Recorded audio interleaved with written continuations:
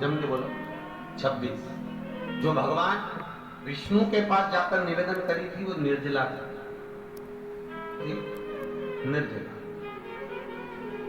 इसलिए सारी एकादशियों में निर्जला एकादशी की महत्वता शास्त्र प्रमाण करता है। पर हिंदू धर्म के 3 व्रत ऐसे बता दिए जिन व्रतों का पुण्य समाप्त नहीं हुआ।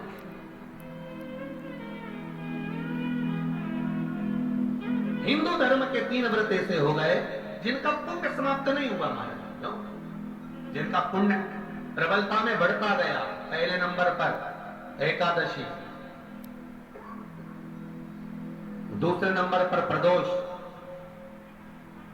और तीसरे नंबर पर शिवरात्रि।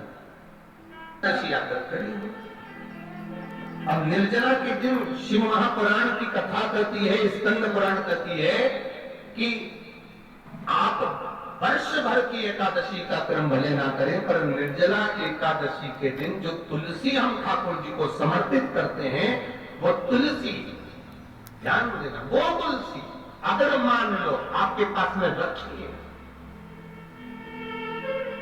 निर्जला एकादशी के दिन भगवान ठाकुर जी को, शालिग्राम जी को, लड्डू गोपाल जी को आपके घर में, आपके मंदिर में जो आपने भगवान को तुलसी समर्पित करी है, वो तुलसी मान लो तुम्हारे पास रखी है और कोई व्यक्ति को बहुत बहुत ज्यादा कष्ट है शरीर में, बहुत बहुत कष्ट है, थोड़ी सी वो तुलसी चढ़ी हुई ठाकुर के चरणारविंद की, आप उस जीव को दो तो सही, आधा घंटा इंतजार करो, स्वास्थ्य में अंतर आना प्रारंभ हो जाता है उस निर्जला का।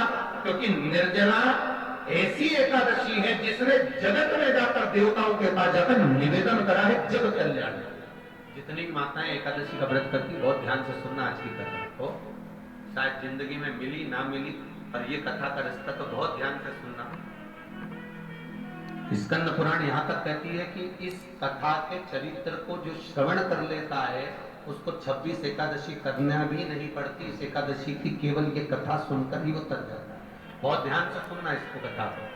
एकादशी के दिन जब आप जल शंकर को चढ़ाने तो रोज ही जाते, जब एकादशी का दिन रहे और शंकर जी के मंदिर में आप जल समर्पित करें तो 3 बार मुख से स्वधा स्वधा स्वधा या स्वधा स्त्रोत का पाठ, जिसमें 12 श्लोक, 2-4 हैं। पैसा तो आ रहा है और घर में टिक नहीं रहा, डॉक्टर में, पुलिस में, एक्सीडेंट आदि में, कहीं गलत जगह पर व्यसन में अगर पैसा जा रहा है, जुए में, मांसाहार, मदिरा पान, या कहीं आया पैसा, पैसा आने में कमी नहीं, आ रहा है पर टिक नहीं रहा, रुक नहीं रहा, कोई मांगने आ गया, दे दिया, फिर वहां से अपने पास नहीं आ रहा, अपन कह रहे भैया और पैसा लौटा दो, नहीं आ रहा।